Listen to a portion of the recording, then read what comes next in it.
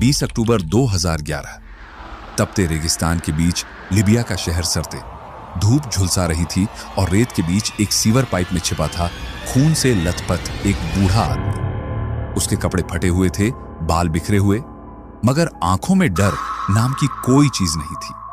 उसके हाथ में थी सोने की चमचमाती पिस्तौल। ये कोई आम शख्स नहीं था, ये था कर्नल मुअम्मर गद्दाफी। वो गद्दाफी जिसने यूनाइटेड नेशंस में खड़े होकर दुनिया के सामने अमेरिका को शैतान कहा। वो गद्दाफी जिसे झुकाना किसी सुपर पावर के बस की बात नहीं थी। यहां तक कि अमेरिका के राष्ट्रपति रोनाल्ड रीगन ने गुस्से में उसे mad dog of middle east कह डाला था। गद्दाफी ने पूरी जिंदगी लड़ाई लड़ी, कभी पश्चिमी ताकतों से, कभी अपने सिस्टम से, लेकिन साथ ही उसने वो काम भी किए जो जनता को याद रहे। पेट्रोल सस्ता किया, हर परिवार को घर देने का वादा किया।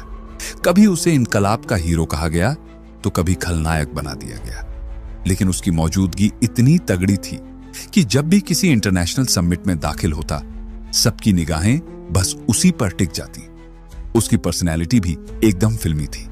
रंग बिरंगे कपड़े, अजीबोगरीब टोपी, बेबाक बोलचाल और वेस्टर्न कल्चर का मजाक उड़ाना, यही उसका अंदाज था। Bullet proof jacket. वो हंसते हुए कहता, जो अपने लोगों से डरता है वो हाकिम नहीं होता। वो खुलेआम जनता के बीच जाता, महलों में नहीं बल्कि तंबुओं में रहता। यहां तक कि न्यूयॉर्क में यूनाइटेड नेशंस की मीटिंग के दौरान भी उसने होटल छोड़कर रेगिस्तानी तंबू गाड़ दिया।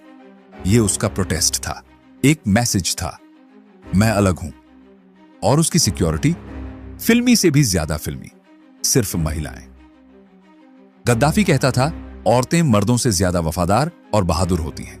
यह बात सीधे मर्दाना समाज के अहंकार पर चोट करती थी, लेकिन वक्त ने करवट बदली।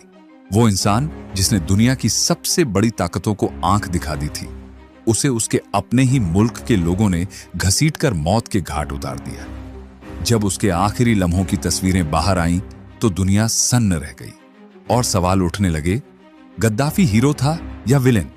तानाशाह था या वो दिलेर इंसान जिसने वेस्टर्न मुल्कों की नींद उड़ा दी थी? एक अरब जर्नलिस्ट ने कहा था, गद्दाफी मिडिल ईस्ट की पॉलिटिक्स का पिकासो है। और सच भी यही है। एक गरीब खानाबदोश परिवार से निकला लड़का जिसने महज 27 साल की उम्र में सत्ता हथिया ली और पूरे 42 साल तक लीबिया पर राज किया।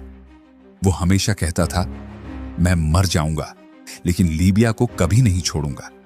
और उसने वाकई लीबिया नहीं छोड़ा, अपनी मिट्टी से आखिरी सांस तक जुड़ा रहा। फर्क बस इतना